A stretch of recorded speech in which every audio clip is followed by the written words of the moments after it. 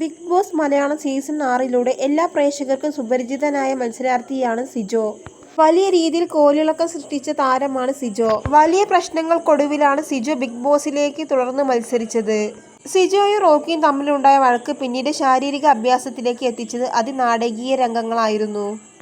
ഈ സീസണിലെ ഏറ്റവും വലിയ സംഘർഷവും അതുതന്നെയായിരുന്നു. റോക്കി സിജോയെ തല്ലിയതിന് പിന്നാലെ സിജോയ്ക്ക് വലിയൊരു സർജറി വേണ്ടി വന്നിരുന്നു. ശാരീരികമായി ആക്രമിക്കുന്നത് ബിഗ് ബോസ് നിയമത്തിനെതിരായതിനാൽ റോക്കിയെ ഷോയിൽ നിന്ന് പുറത്താക്കുകയും ചെയ്തു. പക്ഷേ ഹോസ്പിറ്റലിൽ പ്രവേശിച്ചതിനാൽ സിജോയ്ക്ക് ഷോയിൽ എപ്പോഴും പങ്കെടുക്കാൻ സാധിച്ചില്ല. എന്നാൽ 40 എപ്പിസോഡുകൾ കഴിഞ്ഞപ്പോൾ സിജോ പൂർവാധിക ശക്തിയോടെ തിരിച്ചു വരികയായിരുന്നു. എന്നിട്ട് സിജോയ്ക്ക് ഗ്രാൻഡ് ഫിനാലെ വേദിയിലെത്താൻ സാധിച്ചില്ല. ആദ്യത്തെ സർജറി ചെയ്തപ്പോൾ വായിൽ ഒരു പ്ലേറ്റ് ഇട്ടിരുന്നു.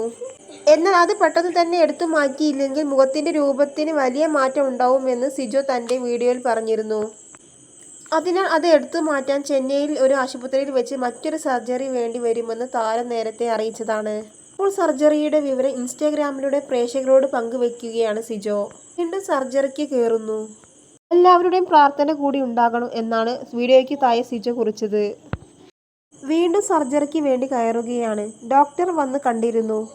കവളിൽ ഇട്ടേക്കുന്ന പ്ലേറ്റ് റിമൂവ് ചെയ്യാനാണ് വന്നത്. എൻ്റെ ഒരു പല്ലിന് ചെറിയ പ്രശ്നമുണ്ട്. അത് ഇളക്കിയാലേ എനിക്ക് പൂർണ്ണമായി ശരിയാവുകയുള്ളൂ. എന്നാൽ ഇപ്പോഴതിന് പറ്റില്ല. കാരണം ആ പല്ലിന് സൈഡിലൂടെ ഒരു നരമ്പ് കടന്നു പോകുന്നുണ്ട്. ഇപ്പോൾ അത് ചെയ്തു കഴിഞ്ഞാൽ പ്രശ്നമാകാൻ സാധ്യതയുണ്ട്. തൊട്ടാലൊന്നും പിന്നെ എനിക്ക് ഒന്നും അറിയാൻ സാധിക്കില്ല. അതൊരു ഹൈ റിസ്ക് ആണ്. ഭാവിയിൽ എന്തെങ്കിലും പ്രശ്നമുണ്ടായാൽ മാത്രം ബാക്കി കാര്യങ്ങൾ ചെയ്യാമെന്നാണ് ഡോക്ടർ പറയുന്നത്.